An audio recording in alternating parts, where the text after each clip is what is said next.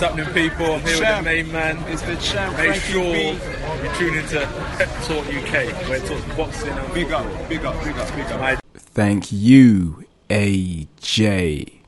Pep Talk UK.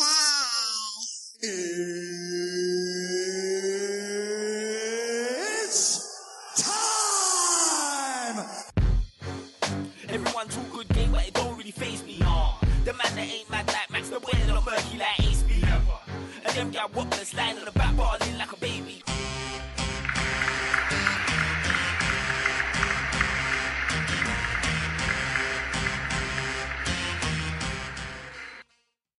Oi, oi, welcome to the Pep Talk UK Sports Podcast, the podcast that talks the major boxing and football news from around the globe, real points of view from a real panel, hashtag real talk on Pep Talk. Please subscribe to Pep Talk UK on iTunes and YouTube. Don't forget to like, share and comment. Now I'm your host, Frankie B, and I'm joined by a sick panel. Firstly, I'd like to welcome back the Frenchman that has more vavavoom than Thierry Henry. It's the Pep Talk boy, Pascal. How you doing, bro? Merci beaucoup, Frankie B. What an introduction. You know, I believe that Thierry Henry will start to send me some bad tweets, you know? Yeah, he's been interviewing Anthony Joshua recently on Sky. Yes, he certainly has. Yes, it was a good interview. He's very good. You know, he's certainly cementing himself as a pundit on television. But look, it's natural. I believe that it was natural for Thierry Henry to interview Anthony Joshua. You know, not to mention that the French, we have a big prospect in Tony Yoka. You know, as he won the other day. Fighter. Yes, of course. So I think Thierry was on a spy mission, you know, for the French government to make sure that. AJ, we understand his weakness, because we believe that Tony Yoka could be one of the first heavyweight French champion, you know, for a very, very long time. So we look forward to him becoming world champion one day.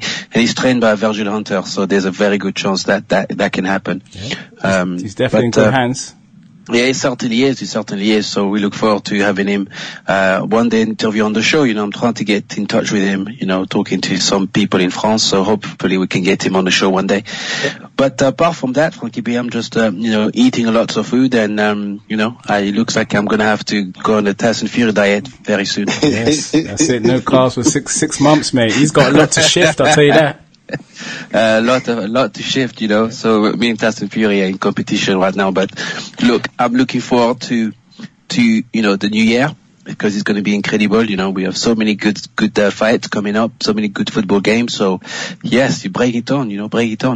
Bring it on. Pascal, it's a short show today. You want to shout your social media? Yes, of course. I've been getting a lot of follows lately, so please continue to follow me. On Twitter, I am Pascal_Desad. And on Instagram is the same, Pascal_Desad. Merci beaucoup.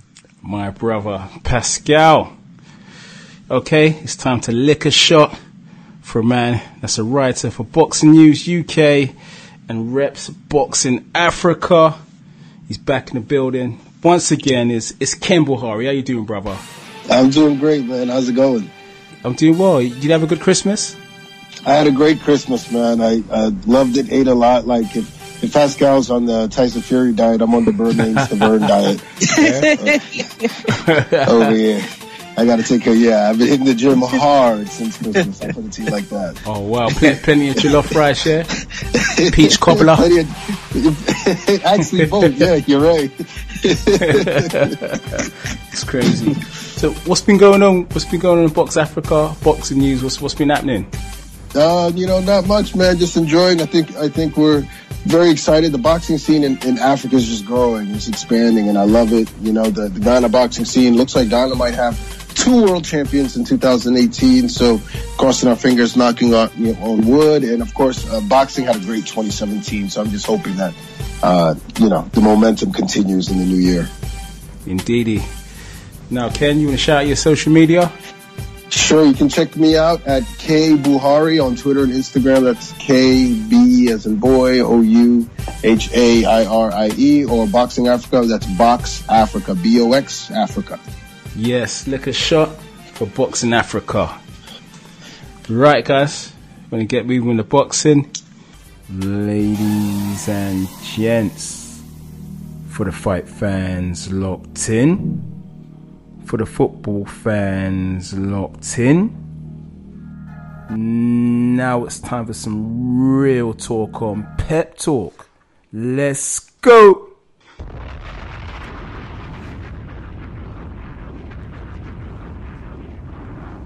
Yes, we ready. Let's get into it. It's real talk.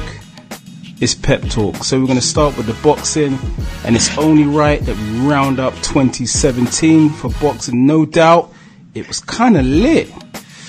A lot of caps stepped up to the plate and dared to be great. Now, Pascal, in almost every weight class we had epic battles. Ward versus Kovalev 1 and 2, Joshua versus Klitschko, Thurman versus Garcia, Hey Bellew, Triple G Canelo.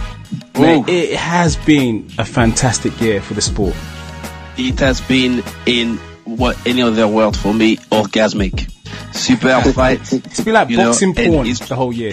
It's been, Frankie B, it's just got better as the year went on. And, I'm just looking forward to the new year because, if any of the promoters learned anything from this year is that, some great fights have been made. We've seen some great upsets, Manny Pacquiao losing to Horn. We've seen some superb fights. Personally, Frankie B, my favorite for this year was AJ Klitschko. Because we were there in the stadium, right? And it was very dramatical. Of course, we were there, just behind ringside, very, very close to the action. But to me, it was a magical moment, Frankie B, because, there's a lot of fights that you wish you were born when the fights took place, like Rumble in the Jungle, the Thriller in Manila, all those big fights, Thomas Hearn, and, against Hagler and all these guys. But, there are certain times in the history of boxing that you want to be there when great fights have been made. And for me, the AJ Klitschko fight was the most remarkable fight I've witnessed with my own eyes in live, in direct. The atmosphere was incredible. 80,000 people, being at the forefront, being at the very closer to the ring like this, and just seeing a monumental fight between two great athletes. Frankie B, it would be very difficult to top that, Even watching the great Floyd Mayweather would not compare to that kind of excitement that I experienced. And the fight itself lived up to the expectations. It was a movie from start to finish. Indeed. And there was one point during the fight when Klitschko knocked down Joshua, and we both looked at each other like, wow, this went in the script. Exactly. It was superb because he had all the hallmarks of a Hollywood film, You expected AJ, to be victorious, to dominate from start to finish, but Klitschko, that old devil, showed his true pedigree, showed why he was dominant, in the heavyweight division for so many years, and why he would go down as one of the, the greatest in that division. So it was superb to see that, and more importantly, it was good to see that AJ had the desire, the fire, the young lion to come back from that knockdown and to also inflict a knockdown of his own, and to go on and win the fight on a TKO. So it was a remarkable atmosphere. It was a remarkable night. It was a star-studded event also. We saw Shevchenko, we saw Billy Floyd Hasselbank, and we saw many more. Grime artist Kano was in the building. Kano was there, of course. Yeah, we also had a sneak peek at the Ukrainian women, also, which came out in full force. And he was very good. I cannot say there was no fight better than that fight for me personally, because as you said, we were there in the flesh, we were there very close, and it would take some fight to supersede that. Hay versus Bellew, which is another dramatical fight. Again, the underdog won the fight.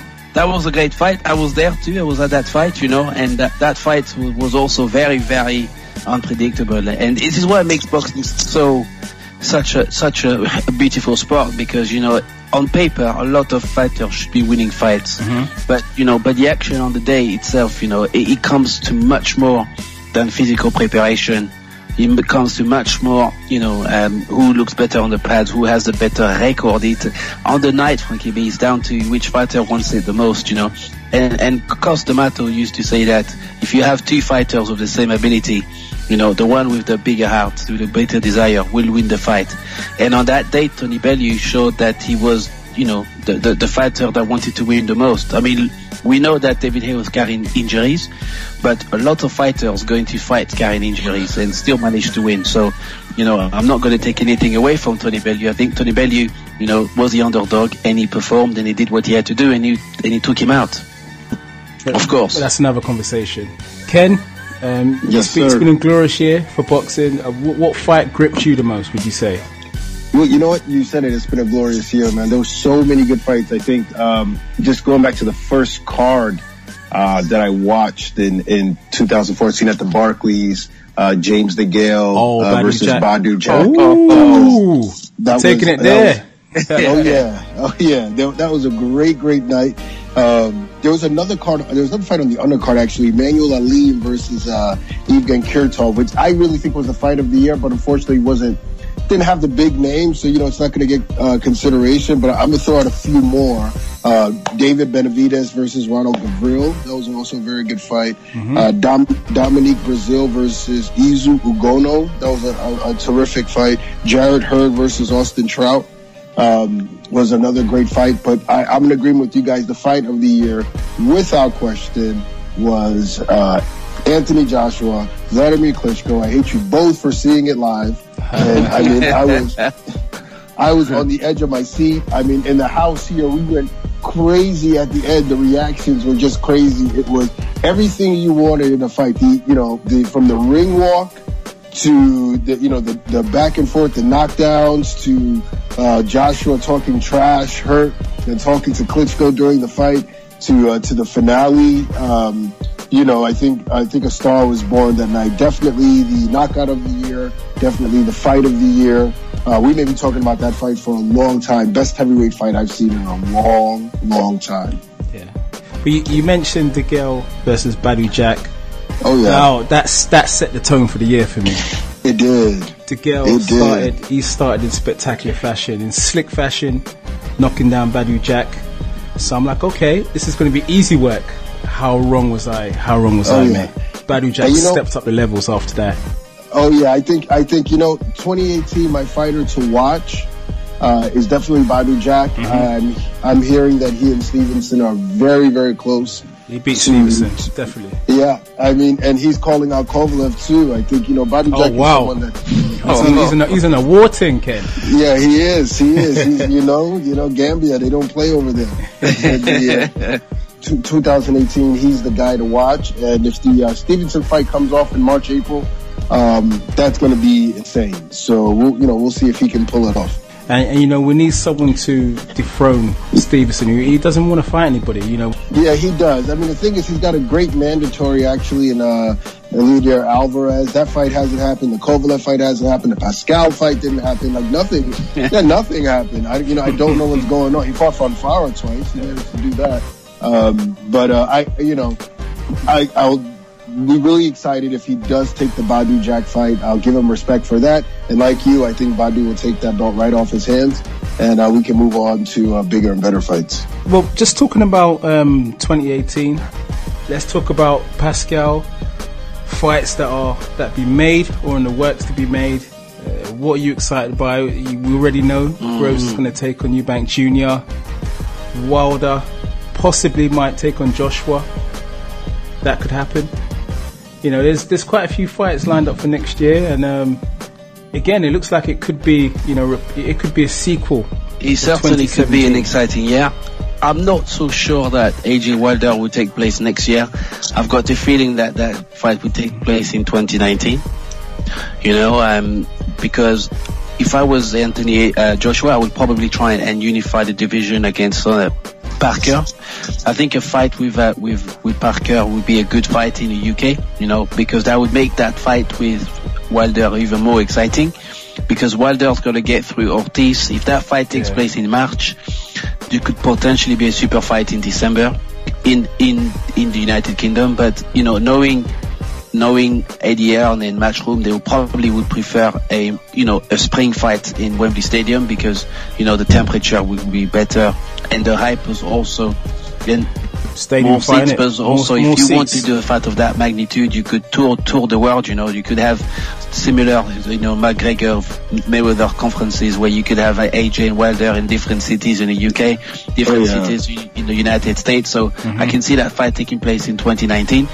But for next year, I would like to see AJ, take on Parker. I think that'll be a very good fight for Anthony Joshua, and I'll be one step closer to unifying the division, making the fight with Wilder, provided that Wilder beats Ortiz, of course, next year. If that fight does happen, that makes it quite interesting.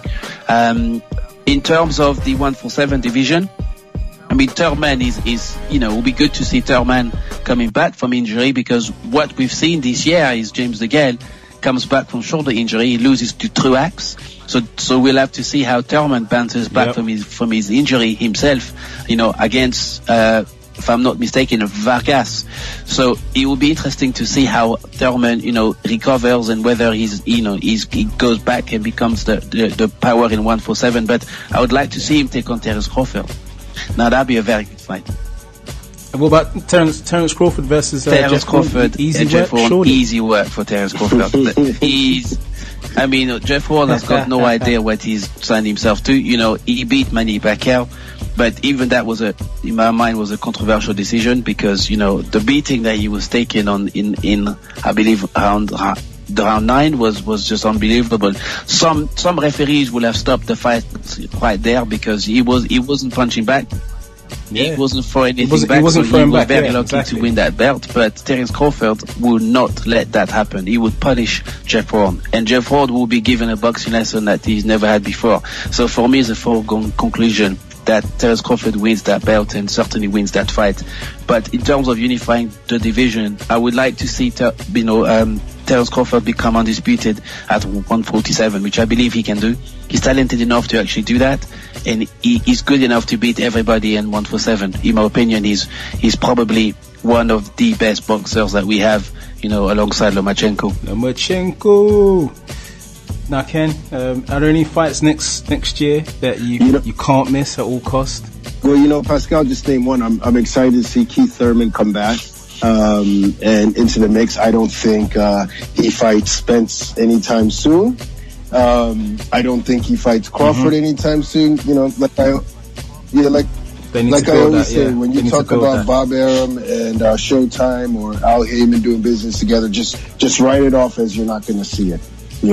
So I mean, you're not going to see Gervonta Davis versus Vasily Lomachenko. You're not going to see Keith Thurman versus Terence Crawford. You're not going to see who else? What are the other possibilities? I don't know, but you're not going to see it happen. The Mikey Garcia versus Lomachenko, that's not going to happen either. I do hear that provided Garcia gets past, who's the opponent that Mikey Garcia is fighting next? Sergey Lipinets. I hear that if he gets past him, that he will take on Linares, and so that's a fight that I'd be excited about. Surprisingly, I'm excited about the return of Adrian Broner. I don't know why, or maybe I just like He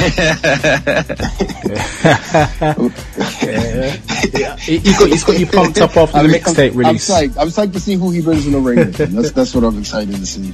So I'm excited about that. I think Wilder Ortiz is a great fight. I hear that, assuming he gets past them, that he'll fight either Dominic Brazil or Alexander Povetkin next. Like Pascal said, I don't see the fight happening in him and AJ happening in 2018. I spoke to Lou DiBella last week, and he said no negotiation has taken place. It's just been a lot of talk over Twitter and so forth, that nothing real, and that they'd like to make the fight for late 2018, but it doesn't seem likely. So I don't see it happening either, for all the reasons Pascal mentioned. I think they're building it up. I think the idea that Anthony Joshua is scared of Deontay Wilder is ridiculous. I don't think so at all. I think he's just being very smart and maximizing his profit. So we'll see that fight probably in 2019.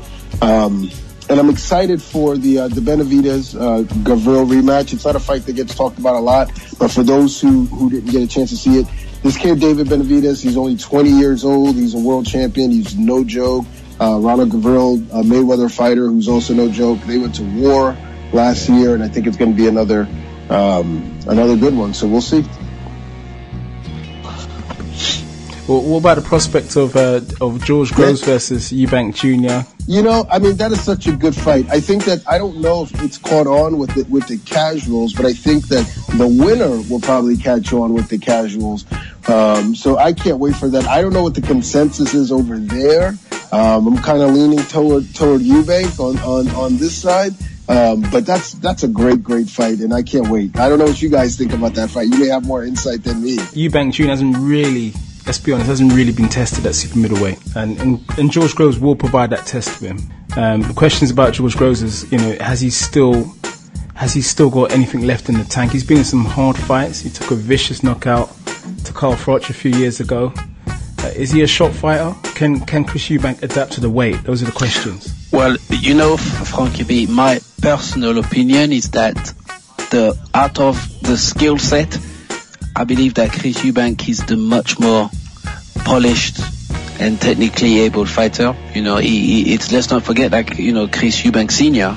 took Chris Eubank Jr. to Cuba, you know, for, you know, in the early stages of his development. So, you know, so Chris Eubank Jr. has been schooled, you know, in the international, you know, understanding of boxing. You know, he's certainly got the British grit and the British sort of tenacity that you find in British fighters. But at the same time, he also has, you know, very good technical ability.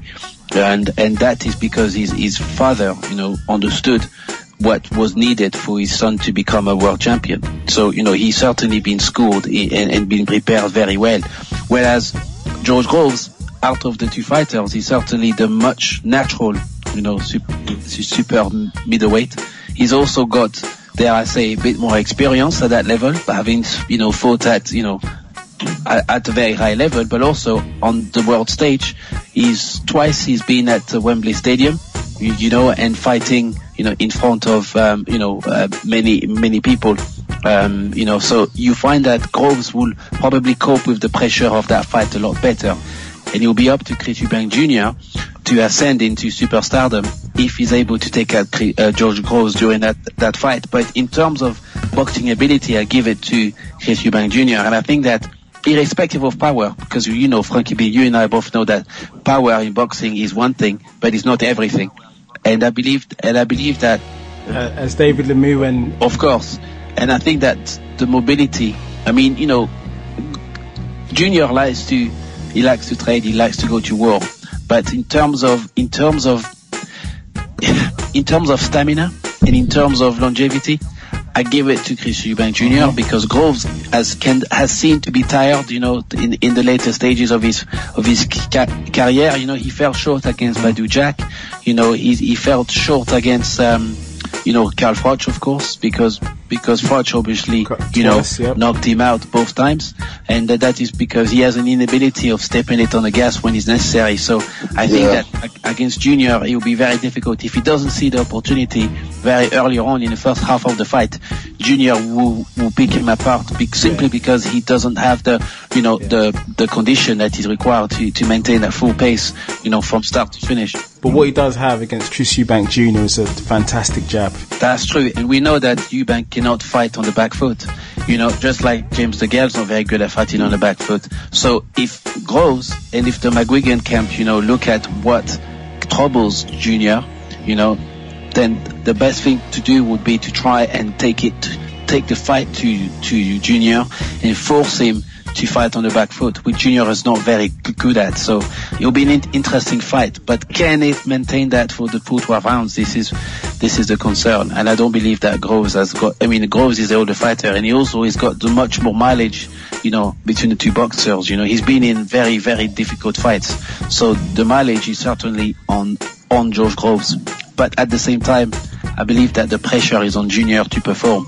Because, you know, he's the one that is saying that he's going to stop George Groves. He's the one that is claiming to become a super world star. So there's a lot of pressure on Junior, you know, and I believe that Groves can win that fight. He's not beyond him, but he'll have to box a very, very good fight to win that fight. It's been a fabulous year for boxing, and hopefully 2018 will replicate the current year.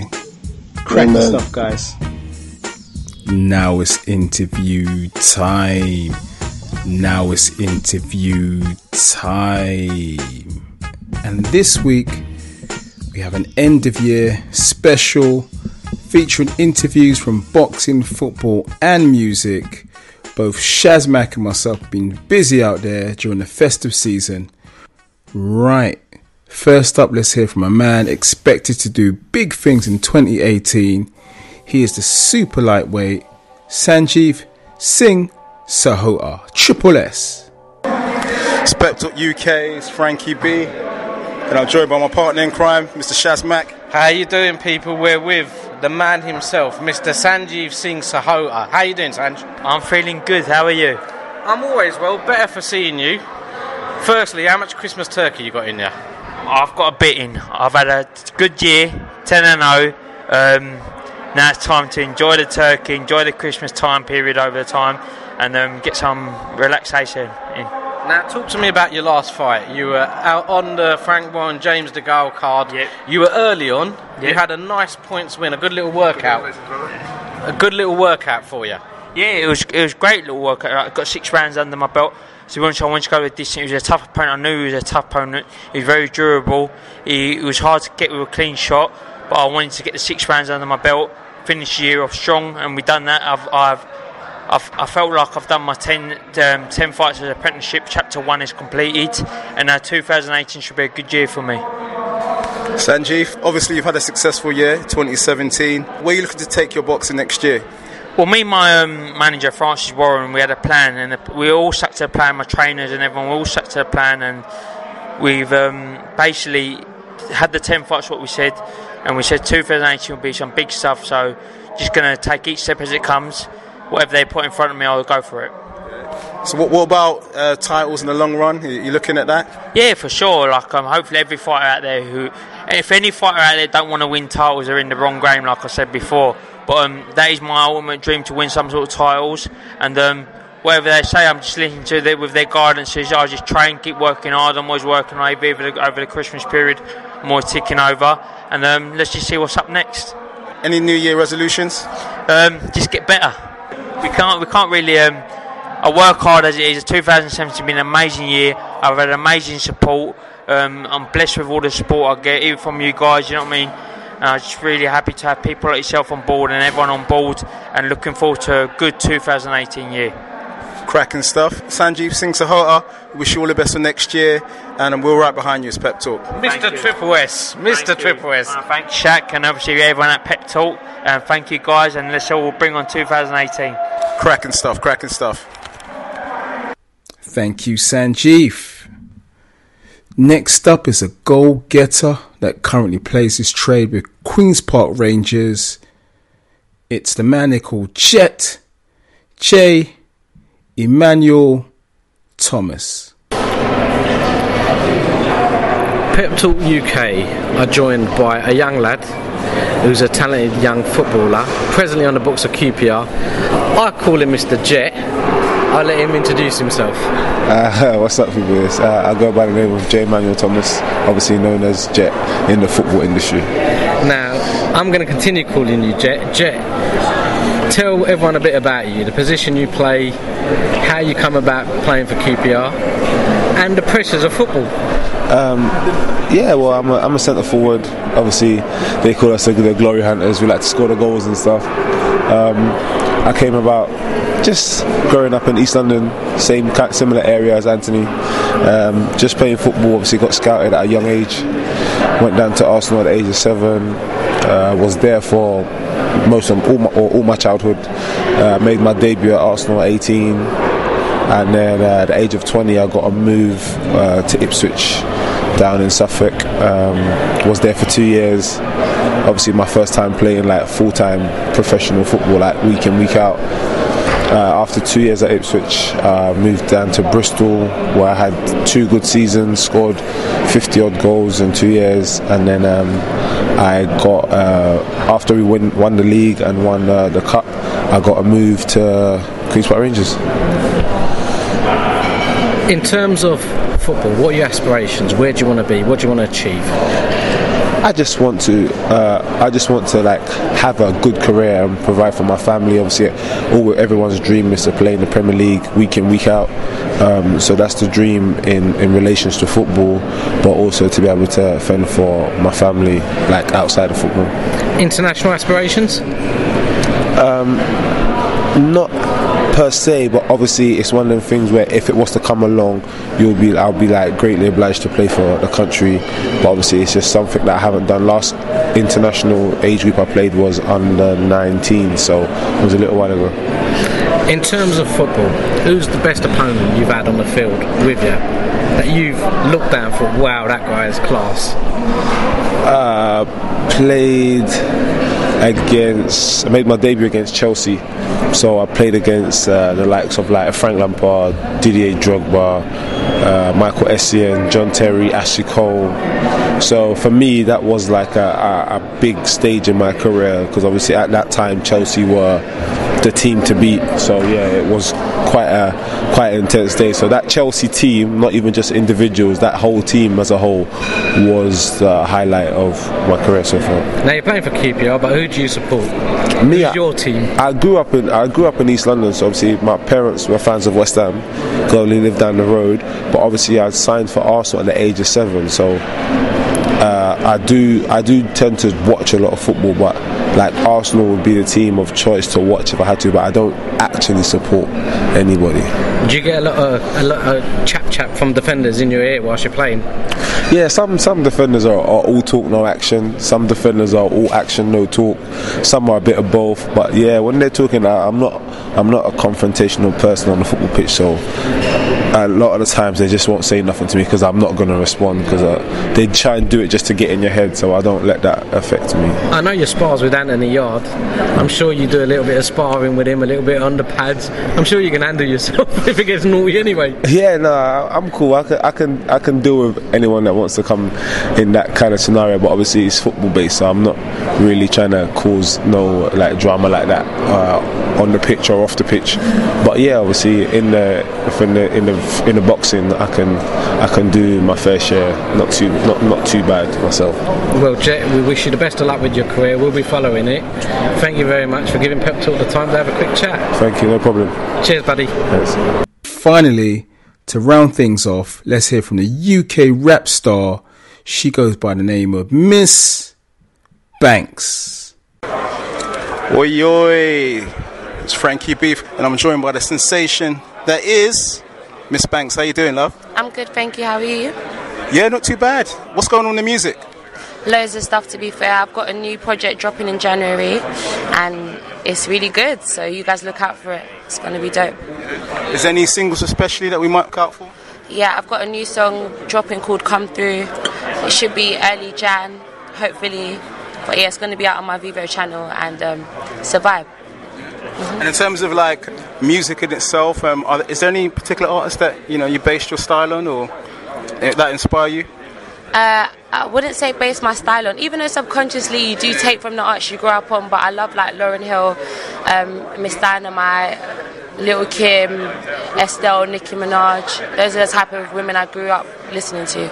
And Nicki Minaj, she quoted your lyrics, right? Yeah, she did, and that's been crazy for me. It's opened a lot of doors, and it's got a lot of like labels and people that should really just be investing kind of got their attention now. So it's life changing. And in terms of boxing, are you a boxing fan? Yeah, and now I'm a boxing fan. I never used to be fair, but yeah, I love it. Cracking stuff. Well, Miss Banks, thanks for your time, and hopefully we should catch up soon. Defo, thank you. It's your girl, Miss Banks. Big up Pep Talk UK. It's lit. Want to shout out your social media? MSBANKS94. That's Miss Banks 94. Cracking. Thank you, Miss Banks. Really lovely lady. Wish her all the best of her music career. She's currently making some big strides out there. Look out for Miss Banks. Cracking stuff. Now it's football time. Right, I'd like to welcome MJ Frankie in the building. B, How you doing, MJ Governor? in the building. And you know what? It's been pretty cold in the UK, but Liverpool just went out and splashed that red hot cash, signing VVD. Seriously, Frankie B, I'm over the moon. looking forward to this. Bring on Man City. It's looking as if Liverpool are going to be the team that has to stop Man City. And you know what? The fact we've gone in there and we've signed VVD, Frankie B, I'm super excited to discuss this as well as every other football topic on the pod tonight. When I saw the news appear, I was just like, oh, Wenger, you let another one out the bag, mate. You know? I know 75 million is a lot for the defender, but it's not about the money, it's about the value to your team. Liverpool got a sick attack as it is. All you needed was a proper centre back. I know you're an Arsenal supporter. I mean, with Wenger, it must be really frustrating because Arsenal fans don't want Wenger to go and spend 75 million on the centre back. They just want him to sign the players that are already at the club. Sign Mesut Ozil, sign Alexis Sanchez. So yeah, it must be crazy frustrating. Right. And you know, and the thing is, what hurts as well, we're stalling on 40 million for Draxler. You know, it's not just that, also about VVD money for Thomas Lemar as well. So, you know, but I mean, obviously Arsenal have also been linked with Lemar as well. So yeah, I mean, it's going to be an exciting January. So yeah, but really looking forward to it. Liverpool have made a statement today. Let's see what happens. Let's round up the Premiership at the halfway point, just over the halfway point. At Christmas time, end of the year. Now, Pascal, Man City have literally romped their way to a massive lead by the halfway point.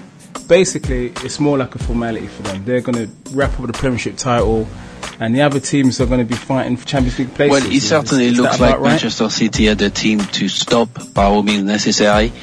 And, you know, it's a foregone conclusion that they should start imprinting the name Manchester City in the Premier League Cup, because I do not see anybody, you know, catching them. You know, even quite recently, Jose Mourinho conceded, you know, in the press conference. Yeah. You know, he needs more money. Like he has not spent enough money already. But to me, his tactics are not working, and he's blaming it on the bank. You know, but you know, let's not forget that he spent 80 million on Lukaku, 90 million on Pogba. You know, and securing the services of Ibrahimovic and so on, and he's still complaining. So, you know, there's never, you know, making this man happy. But in terms of you know, what Guardiola has been able to achieve with money, of course, but also with good tactics, is that, you know, he's literally taking the Premier League in a chokehold, you know, and there's certainly no team I see right now that can stop them. You know, I thought that Spurs could stop them a few weeks ago, and Spurs got demolished. Arsenal got demolished. Liverpool got demolished. Manchester United were beating. I mean, the only team that can beat themselves is Manchester City. The only thing that we can hope for is injuries, and we also need to be wary as to whether the January transfer window will also add surplus, you know, reinforcements. Right. You know. Do you know we need, Pascal? We need the Man City players to have a really bad lasagna. Or we need, you know, the financial fair play to come in and we say, look, man, you know, Manchester City cannot buy any players this January, because it's just becoming too much now. You know, there's no stopping them now. You know, so we're just gonna have to wait and see what the year, you know, what 2018 you know shows. But I just wish that anybody can stop them. Anybody, Watford, Burnley, anybody. You know, we just need them to lose at least one game. You know. And you know, as an Arsenal fan, we're already in pain and dismay. But for them to take our invincible record as well, that would really take the biscuit, that certainly Pascal. would. But, you know, without taking anything away from this Manchester City side, you know, Ryan Sterling has been a revelation. De Bruyne has just been an absolute beast this season, you know, and they've just been playing some very good football, you know, and we just have to give them some credit for it. But I think the league needs to have some credibility, and we cannot just let Manchester City like this just go on and beat every single team every single week. No, if it become it's like just becoming Scotland, a bit Celtic. too much. You know, somebody needs to stop them and fast. You know, it's shocking. MJ, has it been the sheer brilliance of Guardiola and Man City, or have they been a bit lucky on this massive lead that they've built up? Well, it's very, very simple. I agree with everything Pascal said, but we need to remember, Guardiola, as much as he tries to pretend he's so different to Mourinho, he is still a checkbook manager. Don't get me wrong, Guardiola loves to play beautiful football. He loves to attack, almost to the point in which he will try to humiliate you. A Pep Guardiola side will not stop when they're 2-0 up. They will go for the jugular onto this 4s and 5s. That is what Pep Guardiola is about. But you know what, at the same time, we need to remember, this is a Man City side that had so many hundreds of millions being spent on them. Guardiola overtook him last season. Yes. And you know what? Where was he? If he's that great a coach, why couldn't he actually do that multi-million-pound squad last season? Why didn't he turn them into something quite good? I mean, they finished the season trophyless. Even Pellegrini would have probably done a better job on last season's squad. But fair play, he's gone out to the market and has spent close to 300 million, spending 52 million on a right back, and then following up with 54 million on a left back the week after. So, listen, it is so difficult to actually compete with this amount of stuff. Yes, the league will be more competitive because what Man City have done is that they've ripped up the rule book.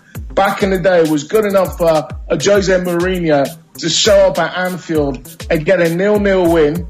As long as he avoided defeats in his away games against top 6 competitors, it was always all good. But the way Guardiola's going, he's been to Chelsea, he's won. He's been to Old Trafford, he's won. And the games are actually running out in terms of stopping them from going invincible. They still have the difficult game of Liverpool. Wow. They still have to come to Anfield. And my hope is that obviously they're going to win this title, but obviously I'm with you boys. Nobody wants to see Man City become invincible. Nobody wants to see any team become invincible going forward. It was a great achievement for what Arsenal actually did. But yeah. Yep. On a limited budget, I might add. Wow. You know, so like, yeah. Well, yes, it was. It was a limited budget, but are those days gone? Is it still possible to do that? Because there's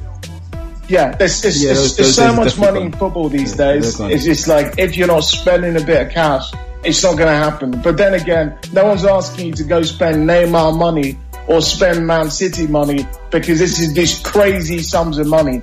But you know what? At the halfway point, we have to give Manchester City an A. I'm not going to call it an A star because they have bought the title. Leroy Sané, 45 million. Even though Guardiola walked up and down and said Leroy Sané is a player he promoted from the academy. Raheem Sterling, 50 million. 50 million. There you go, 100 mil. He didn't have much left on his contract. Yep. He only had a year left. 35 million. We've got Bernardo Silva, who can't get a game. 47 million from Monaco. We've got Ederson, 45 million. They spent serious money there. You go. And you actually, I mean, Mangala, they spent 35 million on Mangala. It's just, it's completely ridiculous. It's a ridiculous squad. 50 million on John Stones. So I don't know what everyone's going, oh my God, it's amazing. The football they play. They do play some great stuff. Do you know what? I'm going to give no credit to Man City. I'm going to give them no credit. You spend the most amount of money on a squad. Ridiculous, right? You have resources beyond everybody else. Well, yeah. You're expected to win the title. Because not just that, they have got the manager who is the highest paid in the world. So they've got the highest paid manager. There you go. Well, yeah, everything is the highest. And they have literally bought the title. So I'll give them an A. The only thing I'll give Guardiola credit for is they attack and they try and score goals. Mourinho, if he had that money, would still play defensive. Well, you know what, we actually Jose's teams, be real, yeah. You know, I've always said this in the past, but what I'll actually say is that they are a cultured Bolton or West Brom. That's just what they are. They always have, Mourinho teams always have a physical striker, and they always have a midfielder who makes runs after those strikers to try to score goals. So in this era, he's got Lukaku as his Didier Drogba, and he's trying to get Paul Pogba, who's got all the culture in the world. He's trying to turn him into a Frank Lampard, who just shows up from late and actually scores goals. But you know what? But it looks like Lingard has now got that role, the Frank Lampard role. Well, I'll tell you what, it's funny because it's actually in a week in which there was a whole Twitter kind of thing going off yesterday about who was the better player, Alex Iwobi or Jesse Lingard. Oh, come on, man. Come on, man. I'm an Arsenal fan, but let's be realistic, man. For those who drank too much brandy at Christmas, man, let's be sensible. Listen, there's no competition. I mean, someone who's actually been here, you know, say a friend of the podcast, yeah, and it's also. Oh, what? He said that? I need to text him right now. Well, listen, he's also affiliated to Alex Iwobi. Let's remember that. That's like yeah. Well, there's no way. There's no way. No, Lingard has been doing quite well. But we have to give Man City an A because they have done what they were supposed to do.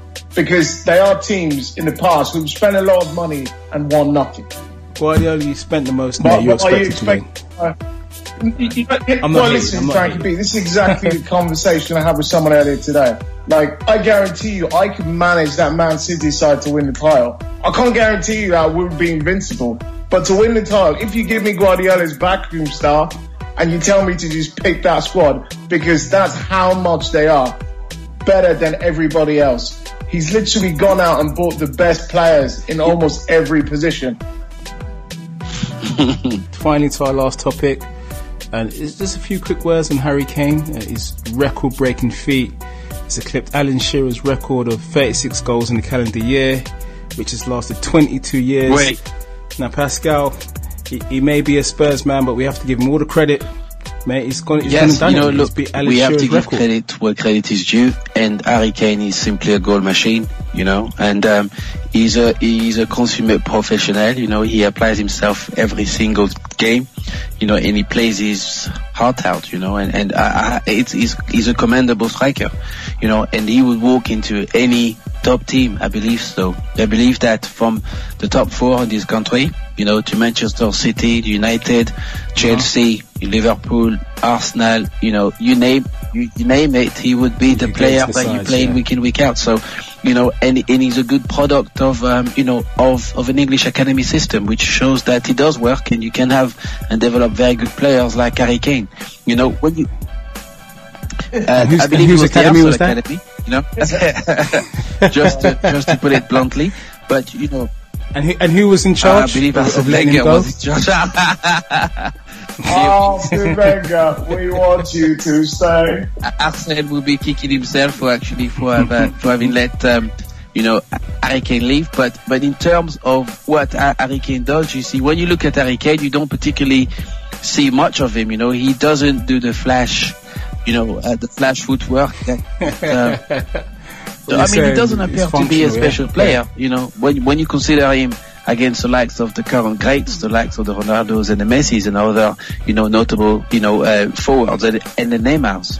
But what he does and what is his ability to turn players, his ability to strike, you know, at any given time, given the opportunity, his vision towards goals. He's he's a one-track minded individual, you know, the kind of guy you need on a night out with your friends, the perfect wingman. He goes for the kill. He sees the opportunity and he goes for it. And, you know, I admire him. And also his application to the sport, his application to the game itself.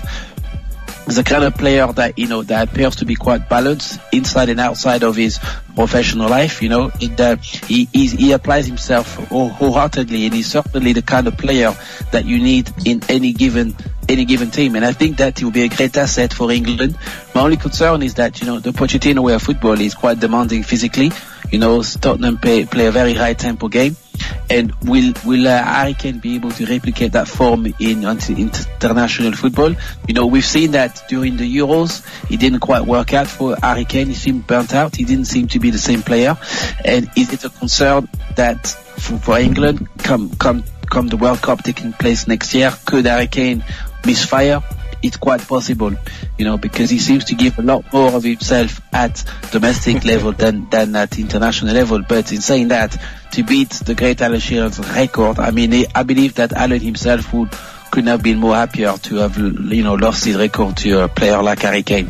And he's still very young. He still has a lot to provide and to give to Tottenham, I believe. So, look, he may well be a player that finds himself at the Bernabeu. You know, I can see that happening potentially. Let's hope it does happen. Now,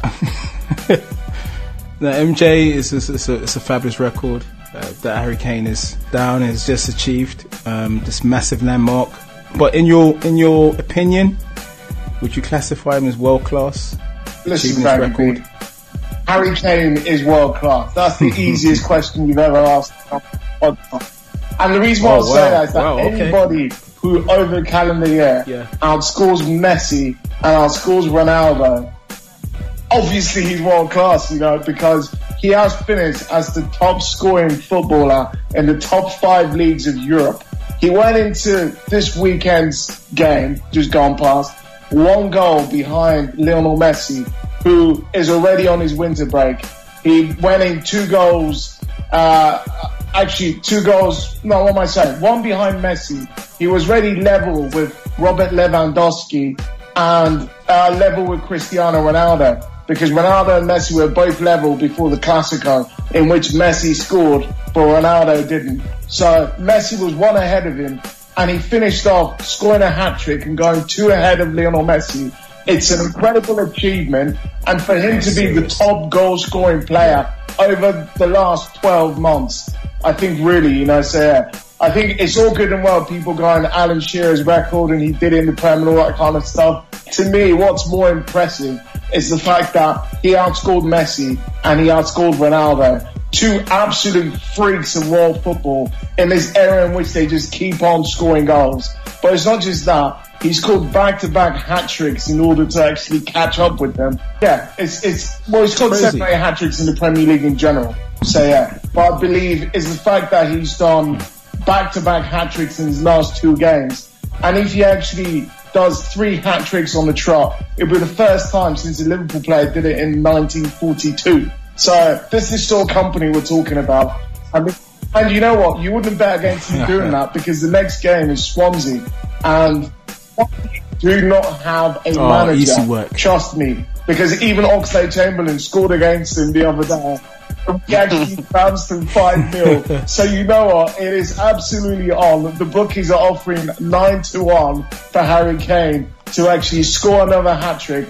And you know what? I might be going off to put a little cheeky £5 bet to see if I can make some money ahead of this new year, Frankie B. So, is he world class? Answer your question. Absolutely yes. And if he wins me some money this weekend, you know what? I will be singing Harry Kane. He is one of our own.